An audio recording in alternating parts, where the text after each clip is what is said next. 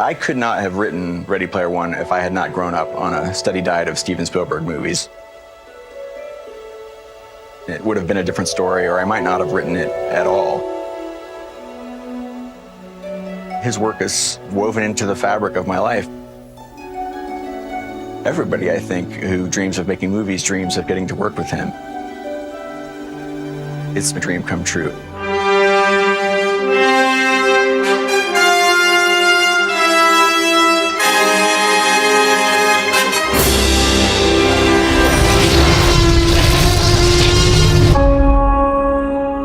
When I read Ready Player One, it was the most amazing flash forward and flash back at the same time. I was born in 2025, but I wish I'd grown up in the 1980s. Like Halliday and Morrow, like all my heroes. I suddenly saw a future that Ernest Cline, the writer of the book, envisioned. Atlantis, do you copy? This is Atlantis. Radio check satisfactory. Over. Space Camp. Rubber ticket, purple ticket. America's real training ground for future astronauts. I'm going to be the first female shuttle commander. Catherine, you're not a passenger, you're a pilot. Fly it! Do you want space camp? My father wants space camp, but I want my head examined. Please return your seats and tray tables to their full upright position. All stations verify, ready for launch. FTS. FTS go. Props go. AVI. AVI's go. GNC. GNC go. 10, 9, 8, 7, 6, 5, 4, 3, 2, 1. Amy is the one constant I can count on, and now she's changing. It's just a haircut and some clothes. No, it's the last straw. I can't take any more.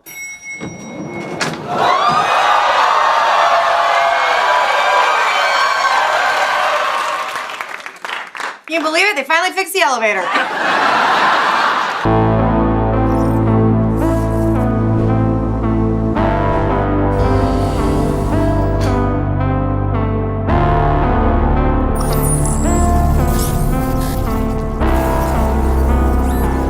You are here to act as chaperones to the candidates.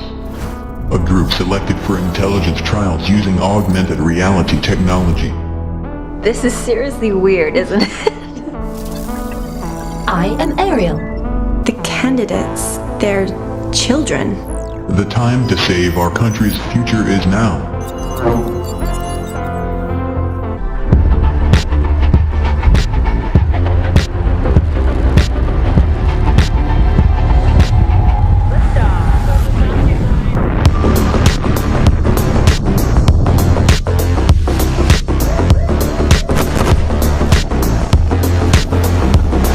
I thought that was a really neat trick they played on you.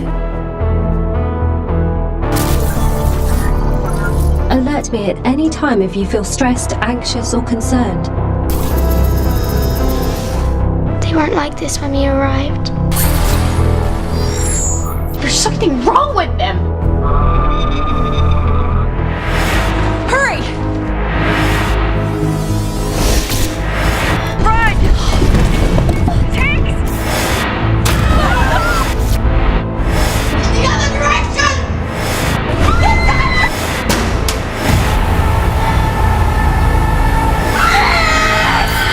These are the minds of the future, remember? It wasn't that far away from what I think is going to happen someday. I live here in Columbus, Ohio. In 2045, Columbus is the fastest growing city on Earth. But it sure doesn't seem like it when you live in the stacks. There's a dystopian society and the fabric of our economy is crumbling. It's a good time to escape. So virtual reality will be a super drug. They called our generation the missing millions. Missing not because we went anywhere. There's nowhere left to go. Nowhere except the oasis.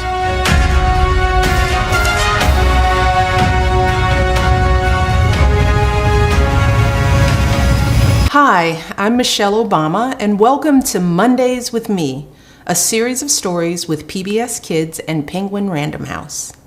I'm excited to share today's book, There's a Dragon in Your Book by Tom Fletcher, illustrated by Greg Abbott.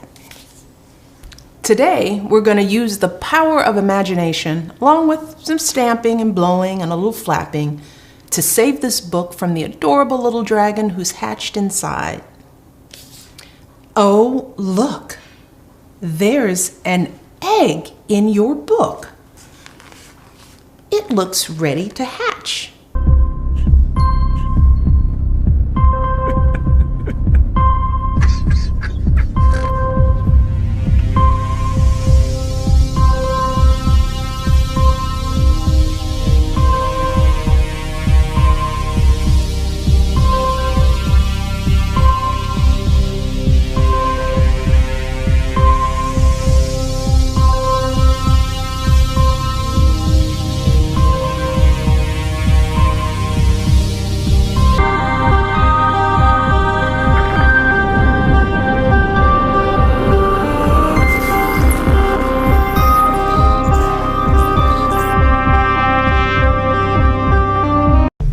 Dragon is now less than 7 meters away from the International Space Station as it continues to station.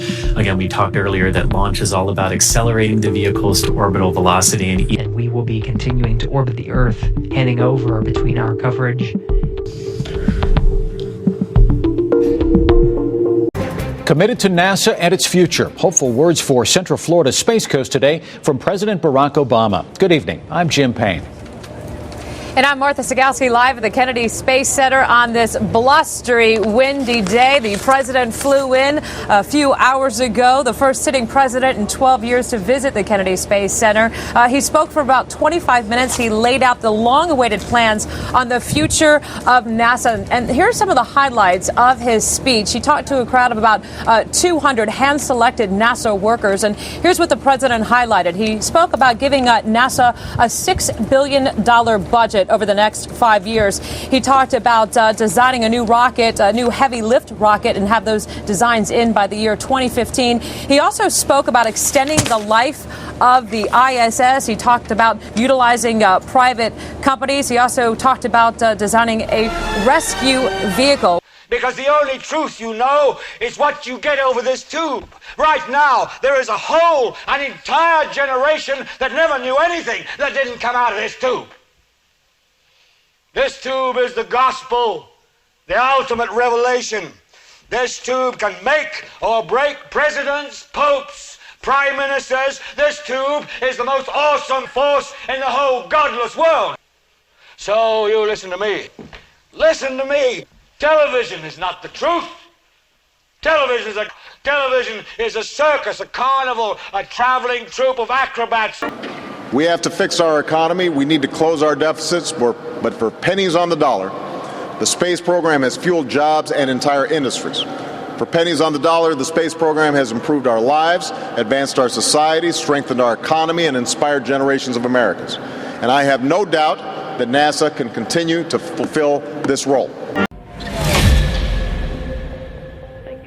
NASA astronauts Sunita Williams and Butch Wilmore have been aboard the International Space Station for over 8 months, far beyond their original mission plan.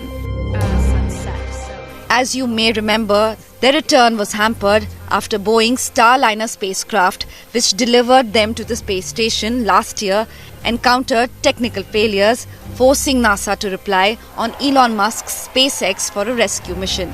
Get ready for a thrilling show. Dragon Circus is now showing under the red tent facing Forum de Beirut. Live breathtaking performances, the comedian clowns, human pyramid on rope, stunts, the globe of death, and many more. Dragon Circus, a spectacular show for the whole family. And now, the new American president has issued urgent orders. On his social media, Trump announced, and I quote, "I have just asked Elon Musk and SpaceX to go get the 2 brave astronauts who have been virtually abandoned in space by the Biden administration," and I unquote. He went on to say that Williams and Wilmore have been waiting for many months and wished Musk good luck on the rescue mission. Shortly after, Musk confirmed that SpaceX's involvement, stating, and I quote, "POTUS has asked SpaceX to bring home the 2 astronauts stranded on the space station as soon as possible, and we will do so." I unquote. The billionaire CEO assured the public that plans were already in motion. Ladies and gentlemen, the 44th President of the United States, the Honorable Barack H. Obama.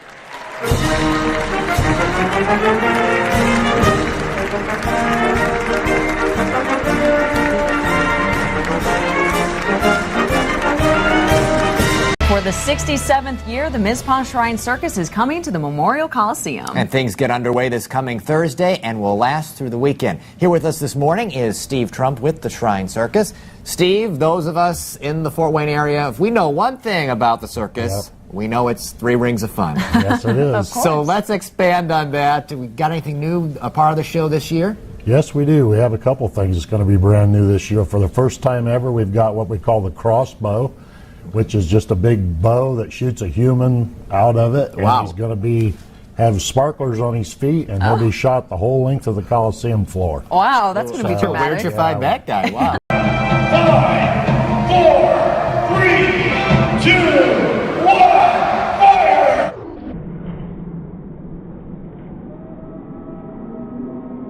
This mission is the one to relieve 2 astronauts who have been stuck on the International Space Station. Remember them? Butch Wilmore and Sonny Williams were supposed to only spend about 10 days at the ISS, but ended up being there for 10 months. The countdown is on. Let's listen in.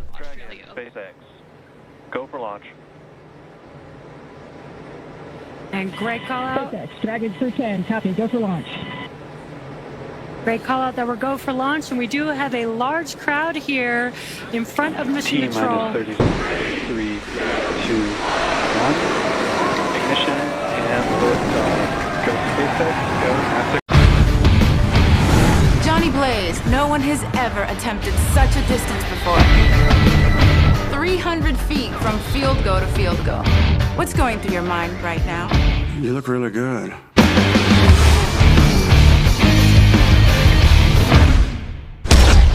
I got lucky. Luck don't cover it, JB. You got an angel looking after you. Maybe it's something else. All you have to do is sigh. Forget about family. Forget about friends. Forget about love.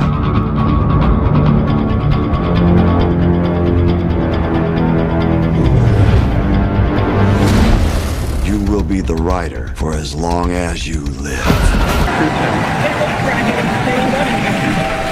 Copy 1 Alpha. And liftoff of Crew 10 now. Vehicle pitching down range.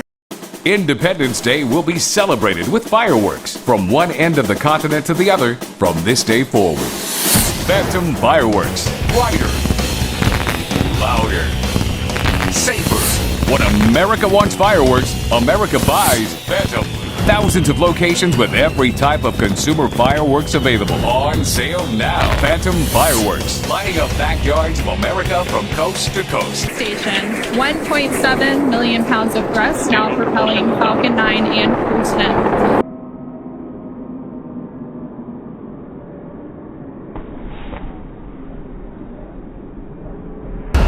I'm not doing it. You have no choice.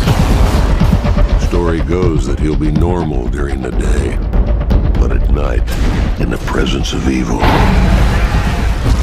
the rider takes over. You deserve a second chance. Blackheart's coming to create hell on Earth, and you have the power he needs. Stay away from anybody he can use against him. Roxanne. Don't you care about me at all? You have to leave now. I'm not going anywhere. Any man who sells his soul for love has the power to change the world. I can smell your fear. I'm gonna take this curse and use it against you. We had this rat chopper. It was all flames and stuff. His face was a skull.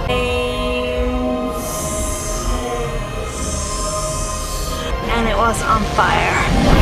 On fire. Like, looking for someone.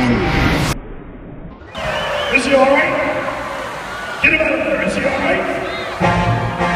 He's all right! Ladies and gentlemen, of news, Brian Meiser! Come on, everybody, let's hear it for Brian Meiser!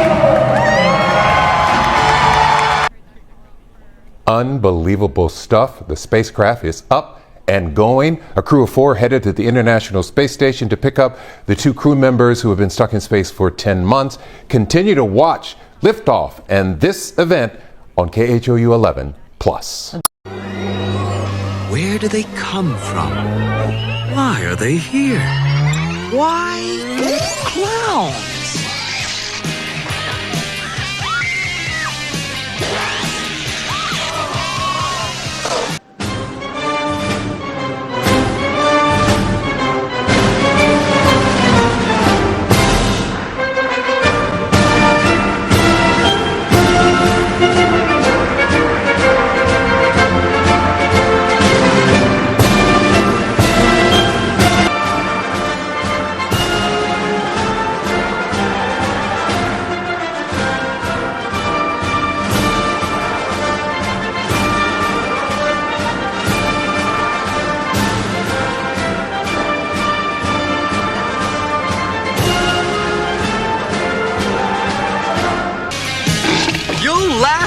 Head off.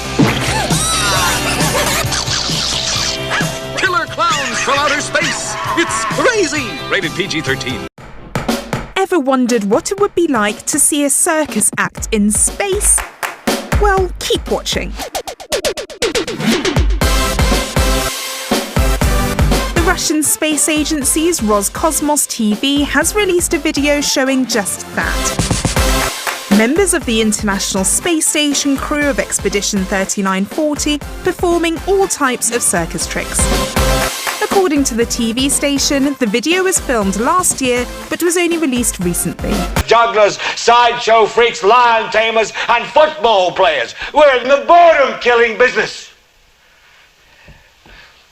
So if you want the truth, go to God. But man, you're never going to get any truth from us.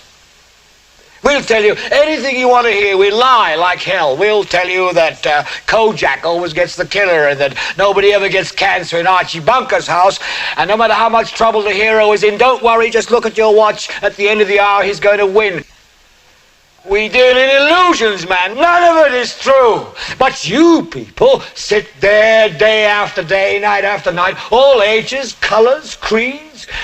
We're all you know. You're beginning to believe the illusions we're spinning here. You're beginning to think that the tube is reality and that your own lives are unreal. You do whatever the tube tells you. You dress like the tube. You eat like the tube. You raise your children like the tube. You even think like the tube. This is mass madness, you maniacs. Come on, Pebbles. You too, Dino. Daddy's on TV. You know, life in dear old Bedrock can be kind of difficult, but it's nothing like the life of crippled children who have no help. That's why the 22 Shriners hospitals for crippled children have been established. They treat thousands of young patients free of charge every year. For more information, call the Shriners toll-free at 1-800-237-5055. Yabba dabba do it now! In God's name, you people are the real thing. We are the illusion.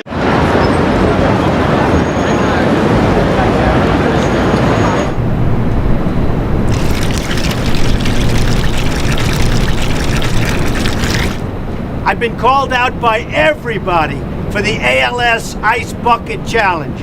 Homer Simpson, Mike Tyson, Vince McMahon, like everybody's going crazy over this thing. I guess they want to see whether or not it's my real hair, which it is. So here's what I'm going to do.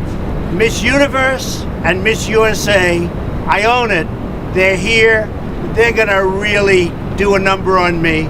I'm challenging President Obama, my son Donald, my son Eric. Let's go, ladies.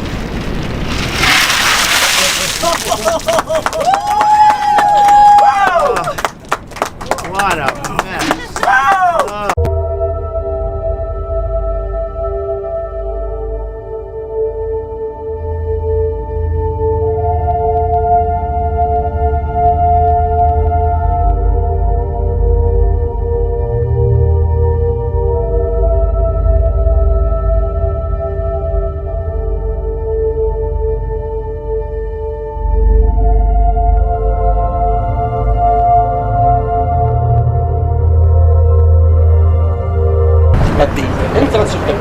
always has to be the north.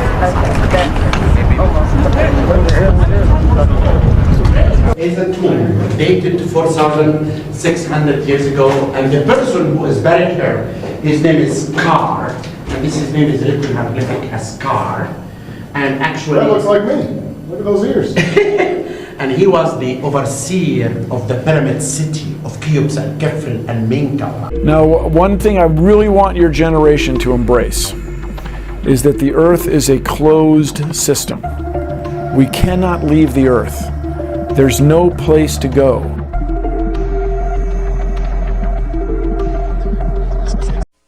If I say that the world is round and someone else says it's flat, that's worth reporting. But you might also want to report on a bunch of scientific evidence that seems to support the notion that the world is round. If some of these folks were around when Columbus set sail,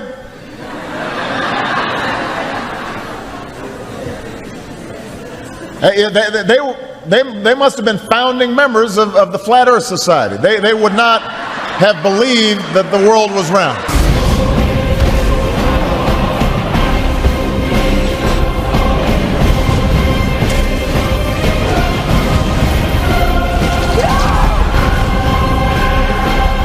I'm the only one who can walk in both worlds.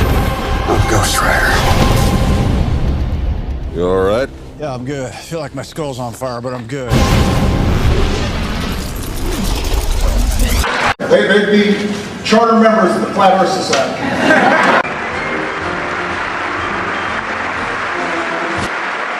Today we're taking a crucial step to secure America's future in space by reviving the National Space Council after it has been dormant almost 25 years, if you can believe it. During the campaign, Vice President Pence promised that our administration, because Mike's very much into space, would revive the National Space Council. And with this executive order, we're keeping that promise. Feel very strongly about it. I felt strongly about it for a long time. I used to say, before doing what I did, I used to say, what happened? Why aren't we moving forward? Today's announcement sends a clear signal to the world that we are restoring America's proud legacy of leadership in space. The human soul yearns for discovery. By unlocking the mysteries of the universe, we unlock truths within ourselves. That's true. Our journey into space will not only make us stronger and more prosperous, but will unite us behind grand ambitions and bring us all closer together. Wouldn't that be nice? On the 27th of June, 1982, director Steven Spielberg screened his highly successful film, E.T. the Extraterrestrial, for Ronald and Nancy Reagan and their guests at 1600 Pennsylvania Avenue. The film was shown in the White House Family Theater, which FDR had converted from a cloakroom known as the Hat Box in 1942. At the end of the screening, and as confirmed by Spielberg in 2011, President Reagan stood up, thanked him for the film and the wonderful evening, and then stated without smiling that there were a few people in the audience who knew it to be based on truth. Soon after this, Ronald Reagan would often make, or attempt to make, comments about E.T. and the potential unifying impact of an external alien threat. Here he is in October 1982, making an E.T. joke with Apollo 17 astronaut and U.S. Senator Harrison Jack Schmitt while standing in front of Air Force One at Hangar 84 in Roswell, New Mexico.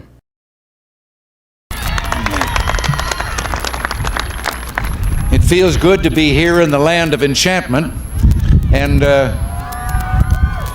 far away from a place of disenchantment on the banks of the Potomac. Jack, are you sure you want to go back there?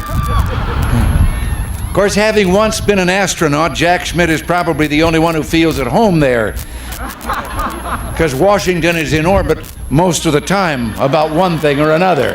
Why has nobody been to the moon in such a long time? That's not an 8-year-old's question. That's my question. I want to know, but I think I know. We didn't go there, and that's the way it happened. You know, when he was first elected to the Senate, he probably thought that, like E.T., he had landed on another planet. He was one of the few among those alien big spenders. How much does this thing cost? The economics of the future is somewhat different. You see, money doesn't exist in the 24th century. In 1985, 1987, and 1988, Ronald Reagan would foot-stomp the unifying alien threat concept as follows.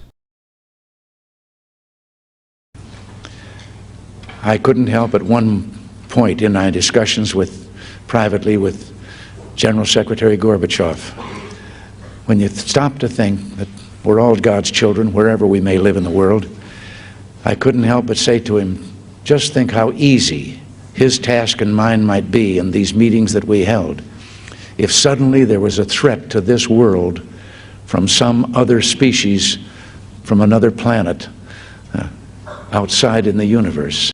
People in New Jersey are concerned and demanding information after a wave of mysterious drone sightings. But the government has yet to give any concrete answers.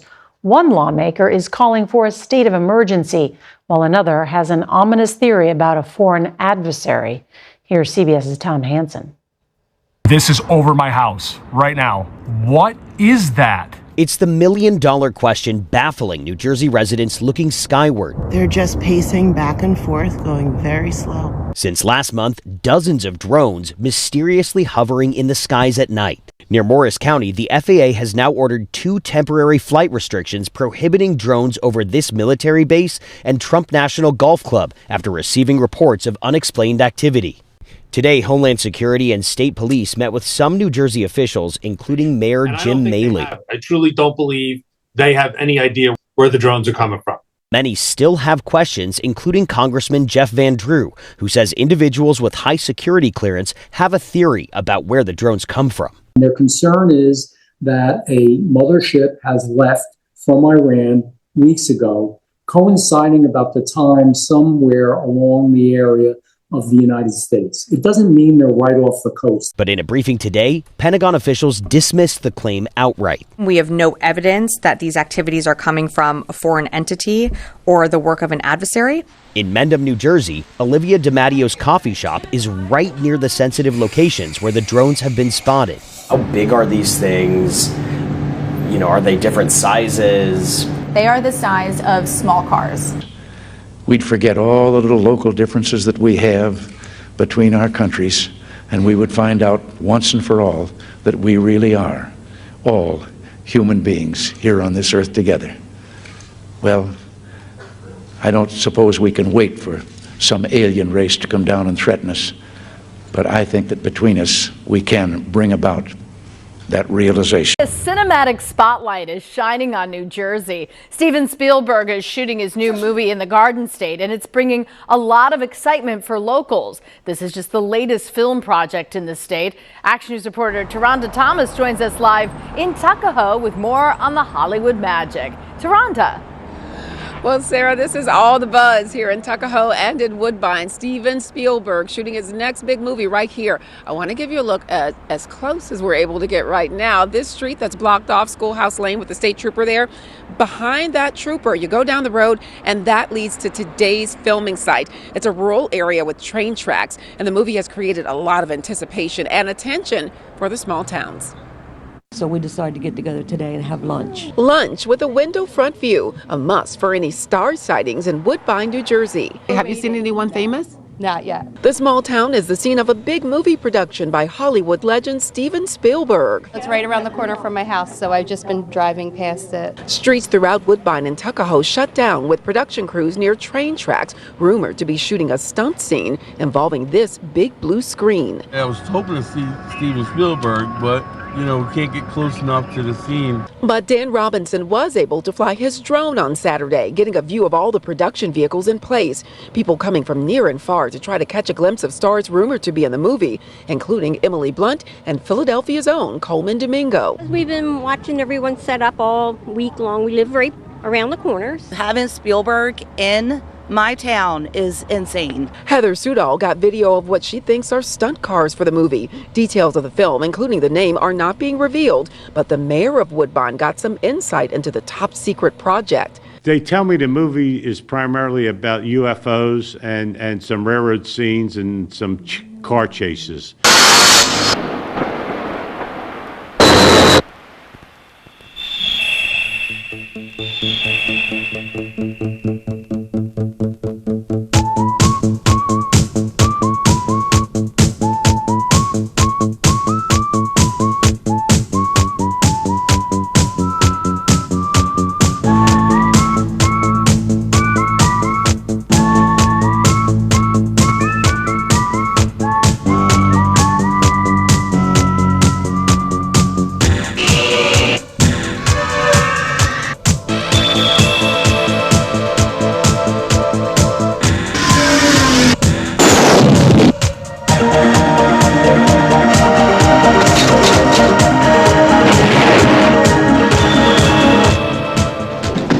President's on line 1 calling about is everything okay with the alien spacecraft from Planet 10, or should he just go ahead and destroy Russia? Tell him yes on 1 and no on 2.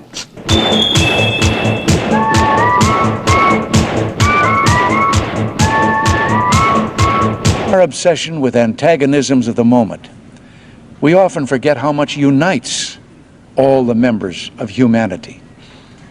Perhaps we need some outside universal threat to make us recognize this common bound. I occasionally think how quickly our differences worldwide would vanish if we were facing an alien threat from outside this world. And yet, I ask you, is not an alien force already among us? What could be more alien to the universal aspirations of our peoples than war and the threat of war? When I was talking with the gentleman from Belcom, and we were discussing the lie, everything he was telling me was different from what we were being told was the truth. And at one point I asked him, I said, man, you guys, you lied about a lot, didn't you? And instantly he said, no, we didn't lie about certain things. We lied about everything. None of it was true. I really don't think people realize how deep the lie goes. Space, the final frontier. Space may be the final frontier, but it's made in a Hollywood basement.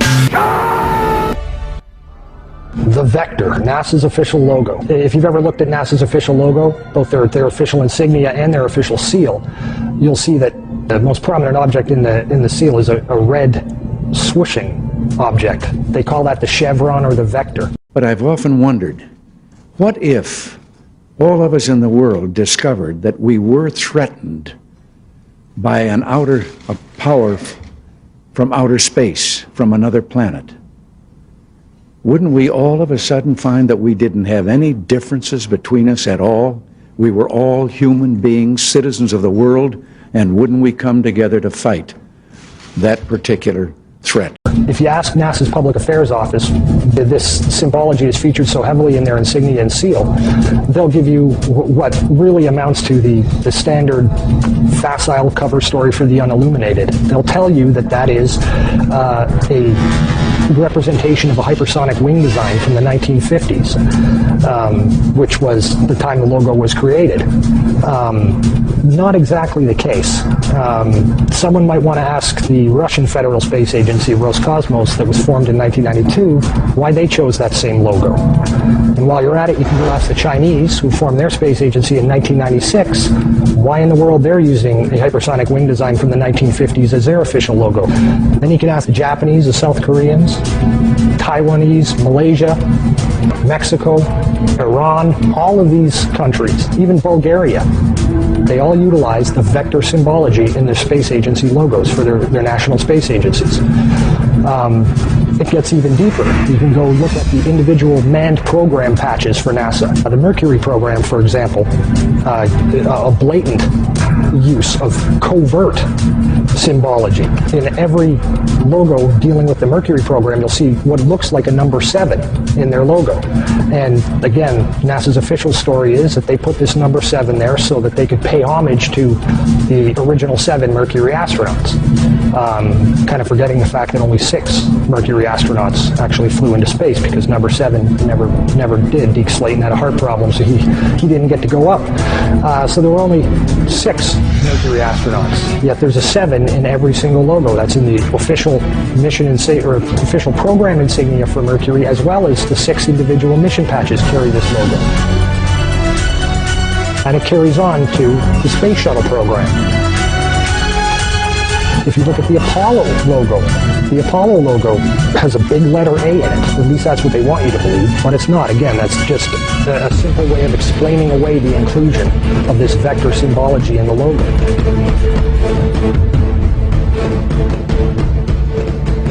If you go to the Space Shuttle program, the original Space Shuttle STS program patch is a triangular patch that, again, hides the use of the chevronic vector symbology.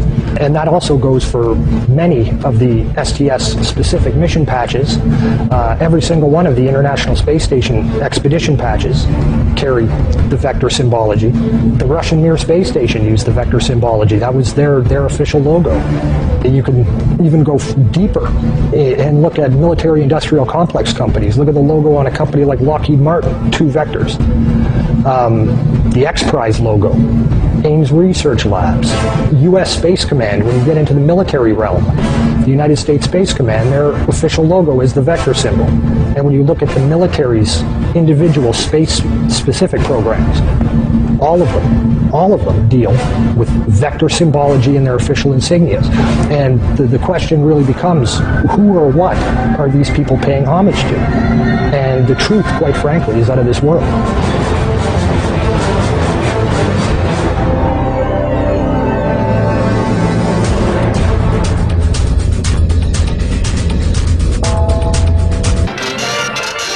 Remember everything I read. It's a real drag sometimes. What'd you get on your SATs? 800s. And what is your name? Rudy Tyler, ma'am. Spit it out, Rudy. Rudy Tyler, ma'am! The green one right next to the red. At 0900 Thursday, we're going to test fire the engines, and some of you will be able to sit in this. Earth to Catherine. Stand by for main engine test. She's all yours. 4, 3, 2, go for main engine test. We have main engine test. We have overheat on Booster B. What does that mean? We can't stop it. Booster B is near ignition. It's gonna light. Get that thing operational. Go for launch, now! We're not authorized.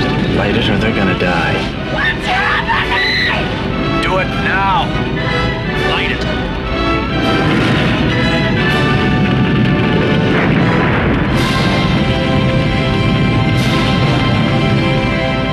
An impossible mistake launched them into space. The adventure of their lives will be getting back home. Space Camp.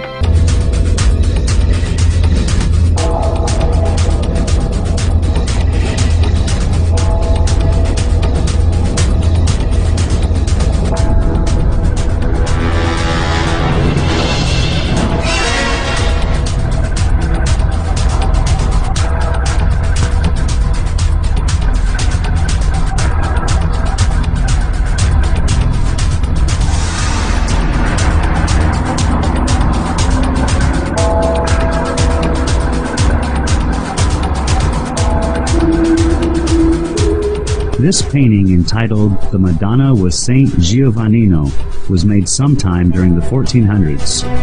The artist's name is not known, but at first glance you can notice a UFO shape in the sky to the right side of the Madonna. If you were to see the original full-size painting, you would see the object clearly. Looking at the enlargement, you can see a man and his dog standing and looking up at the object. However, this painting has something else being depicted. On the left side of the painting, you see the sun and some vector-like objects seemingly flying from or toward the sun. Perhaps this artist was trying to tell us something. In another painting of the Madonna made by a completely different artist, the unusual patterns of the sun and the vector-like symbols have also been added prominently on the Madonna's cloak. You can see the same symbology on this painting as on the one before. This time, however, there is no UFO object to be seen anywhere in the sky. This footage was taken over Mexico City in 2002. There were many other videos and photographs taken of this same type of object, clearly resembling the shapes as seen on the visor of the astronaut, on the moon, and depicted in the 14th century paintings of the Madonna and Child. There is probably a larger story behind the vectors, but it is very unusual this symbology has been adapted by all the United States and foreign space agencies, especially enemies like Iran.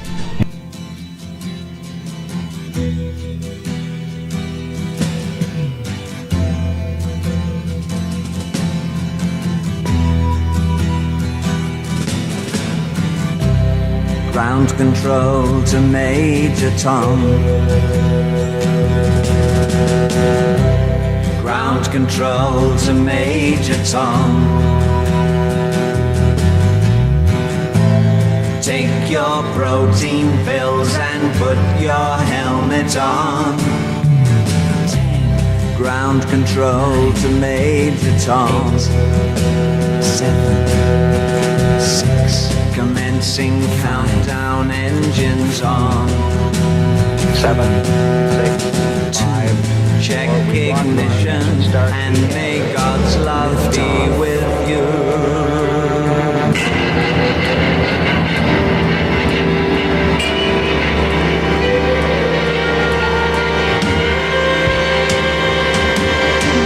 This is ground control to Major Tom. You've really made the grade, and the papers want to know whose shirts you wear. Now it's time to leave the capsule if you dare.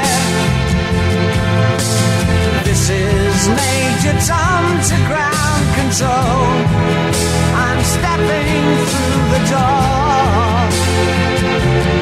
and I'm floating in a most peculiar way, and the stars look very different today. For here am I sitting in a tin can, far above the world.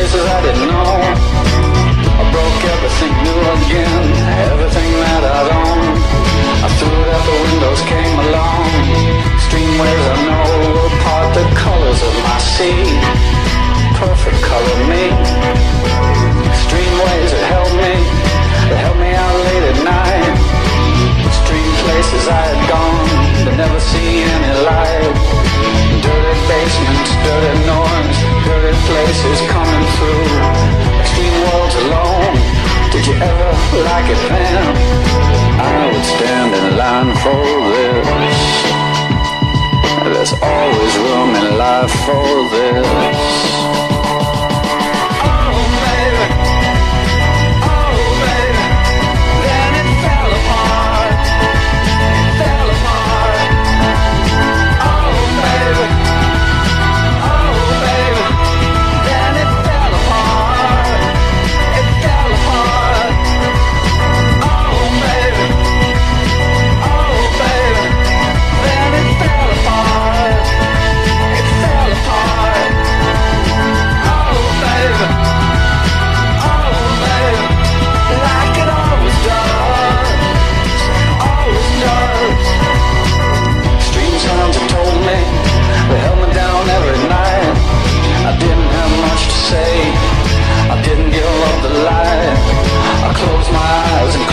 And close my world and never open up to anything that could get me at all.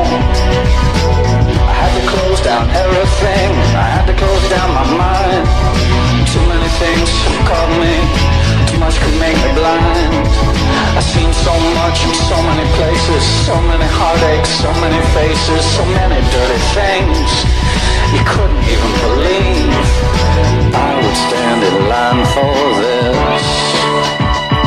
It's always good in life for this.